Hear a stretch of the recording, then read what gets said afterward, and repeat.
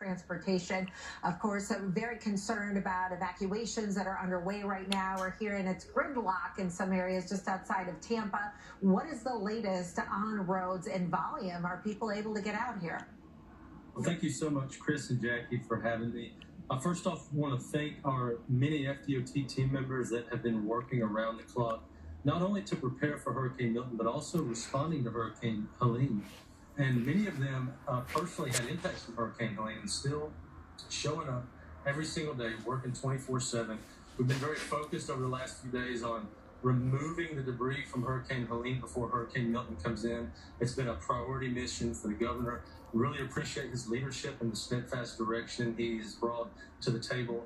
And we've been partnering with our other state agencies, like the Florida Division of Emergency Management, the Florida National Guard, the Florida State Guard, the Florida Highway Patrol, and also our Department of Agriculture. We've mobilized every available asset to move debris before Hurricane Milton comes in.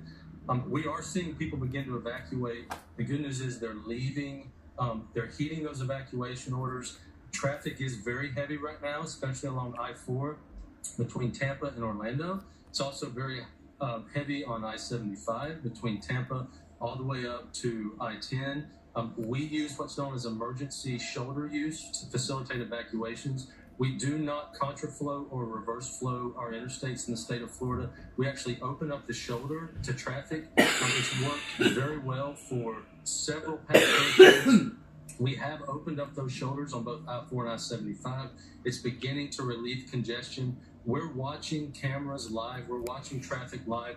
The volumes are much higher than historical norms, and we consider that a good thing because that means people are leaving, they're evacuating.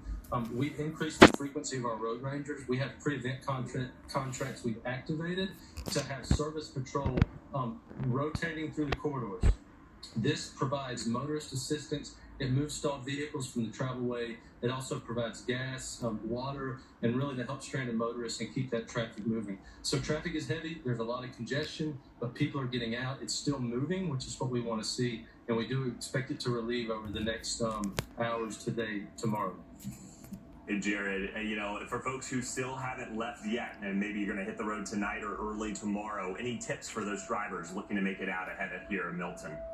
The biggest thing I would recommend is do not wait till the last minute to leave. Know where you live, know your zone. Evacuating to the storm surge area is the absolute most important thing you can do.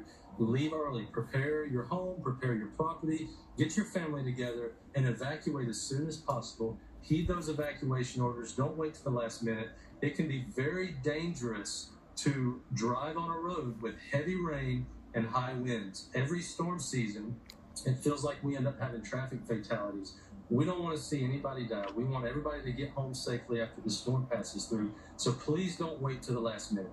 Leave as early as possible. Have a plan. Know where you're going and get out. And that's the biggest thing that I can stress.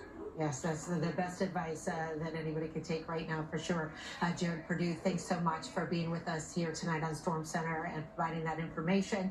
We saw the red lights. There's certainly a bunch of tail lights, but it is moving, and I think that's really encouraging. And yes, the sooner the better that you can get out. Make sure also, by the way, it's going to take you a lot longer to get to your destination than normal. Have snacks in the car. Have water for everybody in the car, right? Be prepared for this to be a long trip for you. Bring a pillow if that's what you need so you can sleep and then take turns with the driver next to you, depending on where you happen to be going. Yeah, and remember, if you're headed to the east coast of Florida, there are hurricane watches up from Jacksonville south to the Space Coast, so think about your ultimate destination and get you to the safest spot possible.